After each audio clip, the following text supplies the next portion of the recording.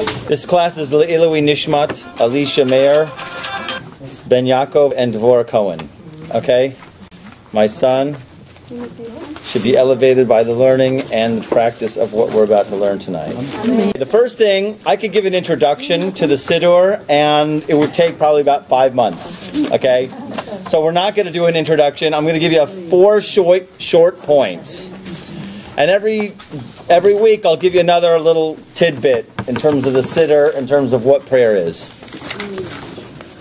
Okay, but it was said to me, there was one Rav who came visiting from Eretz Israel. He came and visited when I was in San Antonio, and he said this great statement, and it really stuck to me. He said, if you were stuck on a deserted island, and you had the choice, you could grab 2 books. What would those 2 books be? Gone with the Wind? Harry Potter, how many times can you read that? Okay. 2 books. What would those books be? Okay. Anybody got an answer? Anybody want to shoot out something? What? A siddur and a chumash. A siddur and a kitzur and a shulchan aruch. Kitzur shulchan aruch, you have to know what to do. Okay. Siddur is one of them, right? Why the siddurs? Because really, bottom line, he explained, most of Yahadut, the depth of our soul is in the siddur. Okay? We have to know who wrote the siddur, because there was a time where we didn't have a siddur, right? It was the men of the Great Assembly. Who was the men of the Great Assembly? There were 120 elders at the end of the first exile in Babylon. They consisted of the last of the prophets. Mordechai, here, I wrote down. Oh, it was Mordechai, Mishael, Azariah. It was huge people who got together, and they knew that there was going to be another exile. And they saw how the people's situation in terms of their relationship and connection to God fell and went down.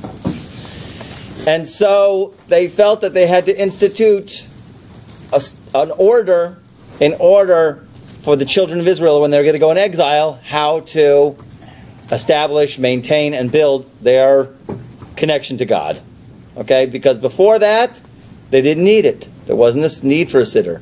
People would go out, they would study, and they would then go out to the mountains, the woods, the hills, and then they would pray to God to incorporate their study. So, but obviously the sages felt, because we're going to be in such a long exile, and they knew it was going to be an unbelievably long exile. So they felt they had to put together all of the prayers. And they put it together. Don't forget, they didn't like, okay, we'll do this. This is a nice idea. Let's put a little this, a little this. It wasn't making a chicken soup. Okay? Every letter in the siddur, every word, was meant for a person to have a spiritual communication, a spiritual connection. It is meant to, I'm probably going to need to turn off the recorder, but I'm not going to. Okay? The Great Assembly put it together, who were the last of the prophets, and since they knew that prophecy was going to end, they had to go ahead and institute a means for people to get a connection. And that is the siddur that was put together. In it is an unbelievable way, an unbelievable path, how a person can tap into his soul. Really, it's tapping into your own soul. Okay? The famous mashal, the famous parable that Rav Hillel, one of the dynasties of the Lubavitch Hasidim, he spoke about a person he once heard a certain tune, a nigun, an unbelievable melody. And when he heard this melody, all his problems were gone. And then the melody was gone, and he was searching his whole life where to find this melody. He was going to different musicians all over. Maybe you can play it. Somehow it went like this, and they said, some people says, I got it. I got the melody. Come to me. He would travel there. They'd play it, and he goes, no, that's not it. No matter where he would go, he wouldn't find the melody. He couldn't find the nigun.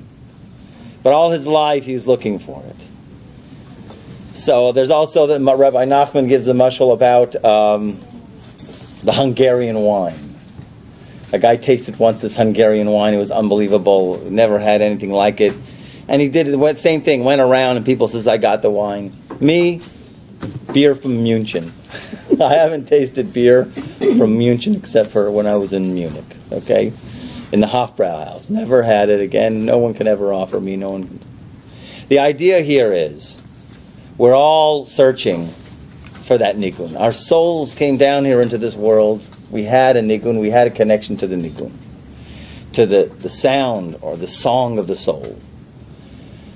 And we're searching. We go, sometimes people, they go to really remote places to look for that tune. They could go to, Bruce Springsteen.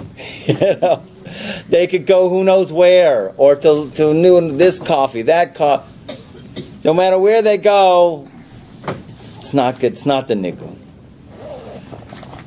The siddur, the prayer book, really, to connect to it in the right way, is to connect to the nigun as best we can. It is the nigun. Okay? It is the song of the soul.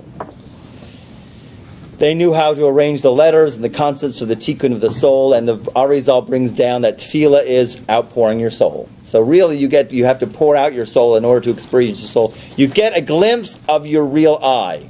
A glimpse, maybe a glimpse. The highest glimpse you could get. Okay? That goes also in terms of personal prayer. When you go out and speak to God, wherever you are, even in your room, in your house or something, if you have a special place to go ahead and pour out your soul. Rabbi Nachman's followers, an hour a day, do it, right? And also, one experiences his soul. Now, one of the things I taught when I was teaching the siddur and the introduction, and I was teaching a group in San Antonio, something that's not in all the prayer books. I'm not sure. I didn't check all of them. It's in many. I believe it's in the Sephardic. It's not in the Art Scroll. I looked. That there's a certain line you have to say before you even start praying. You must say this line, and it's not in there. Do you daven with an Art Scroll? Okay. Better change up. No, it's okay. I got something for you. Okay. So I only got a few of these I happen to find in my garage. He says a person, before he enters into pray, he has to say, "Behold, I now accept upon myself the positive commandment to love my neighbor as myself." Has anybody of you heard of this before? Yeah. You've heard of this before. Here, before you're going to walk into prayer, and you have to really concentrate. So before even morning brachas? Well, after Birkas Torah. Okay.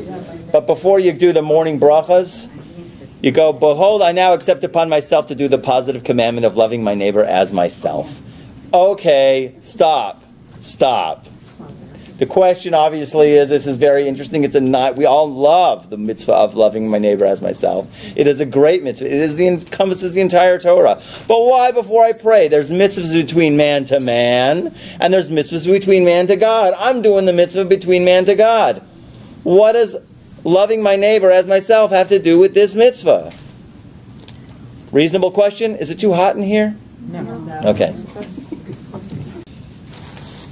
But it's close. The idea really is you must connect your soul to everybody else's soul in all of Israel. In that way, you enable your prayers to be answered. When we are individualized people and think that we are separate, that's when it becomes a problem. Then you're looked at as, okay, let's see if you're concentrating on every single one of your prayers or not, or yes or no. Okay? And we'll get into the fact of davening with a minyan or not davening with a minyan. But just a person has to, and love is the connecting factor. So you, hopefully the night before you went to sleep, there was this great prayer, which, you have to forgive everybody, even in a different reincarnation for anything they might have done to you. Hopefully that went over well, okay? And you were really 100% sincere, and we work on it. But in the next morning, you have to make sure that connection is there to every single Jew, and your prayer elevates everybody else's prayer. Like I say, Kol Yisrael Arevim Zeh B'Zeh, all of Israel is mixed, blended, this one with this one, and every single person's soul is a sliver of every other person's soul. You have your soul, but in it there's 13 million slivers. It's a lot of slivers, right? Of everybody else's soul. So when you elevate yourself, you elevate the entire nation. You elevate all of the people wherever they are. But you can't do that if there's strife. You must have the element of love.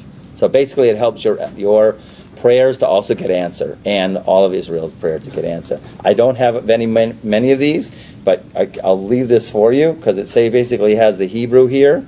Behold, I accept myself the positive commandment to love my neighbor as myself, and I love every single person in Israel like myself, kanafshi umeodi, with my power. And now I'm going to pray before the King of Kings, and it's in English on the other side. Okay, so for those of you who are quicker at grabbing it. Okay, so that's very important. Can you say it in Hebrew? אני רק רוצה לדעת which one is it? איזה... את זה, הריני הריני מקבל עלי מצוות עשה של ואהבת לרעך כמוך, והריני אוהב את כל אחד מבני ישראל כנפשי ומאודי, והריני מזמן את פי להתפלל לפני מלך מלכי המלכים הקדוש ברוך הוא. וזה בתפילה של הספרדים? נראה, לא יודע בדיוק. Okay. I don't know if it's that exact language. I forgot what siddur I got this from. No, this is not one. But I have a question too. I just either heard on a CD or online or something just within the last week or so, somebody saying that before you say this, you should say Hashem Kuha Elohim. It's in the siddur in a different place. How does that work? I never heard that before. Actually, I have to look at even, because I don't even say it. I don't even know where that is, because that's a real special line that we only say like Ne'ilah Yom Kippur. Okay. All right, so I'll try to look that up. All right, the last thing in terms of introduction before we start in the meat and potatoes, okay, is the Arizal brings down that when you're going to come to pray, it is asur to pray with sadness. You have to be b'simcha. Prayer is state management. Have you ever heard of state management before? State of mind? State of mind, not state of Alabama. Okay? State management. Meaning you have, your mind, your seichel, your intellect has to dictate to your heart what to feel. We are trying. It's been hard, this long exile for us. But the Torah demands us to be in charge of our state. If you look at the curses in Devarim, unbelievable curses, Parshas Akev, and it goes to finally at the end of most of the curses, 2/3 of the curses, God brings the reason why He brings all the curses on the children of Israel is because you didn't serve God with joy, right? It's not that you didn't do them, you did them. You didn't do them with joy. The Shemi Shmuel, one of the Hasidic, the Sakacheva Rebbe, explains that the emotion of heaven is only one emotion, baby. Joy. They doesn't speak any other emotion. The angels only know joy. If you don't have joy, there's no connection. Yaakov Avinu, he mourned for his son Yosef for 20 years. The Shechina, 22 years, sorry. The Shechina didn't dwell with him. Yosef, he was in the pit. He was in the dirt. He was in the dungeon. Right? And yet it always says God was with him. God was with him. Because he kept joy. Okay? It's a hard one. It's a test. B'ezrat Hashem later we'll have classes how to master joy. Okay? But the idea here is, the language of the Ari is, it is forbidden to pray with sadness. Okay? So you have to have good attitude when you go in. Don't ever think that you have to pray with crying. It's not the way. You have to be unbelievably exalted. You have to be so jived and so hyped and so with every single letter. Right? You have to be in a state of unbelievable ecstasy. As you say every letter, then every letter connects to the next letter and makes a word. Okay, that we'll get to it in later meditation exercises. Okay, with the Baal Shem Tov's way that he taught his students how to pray. But Rabbi? Yeah.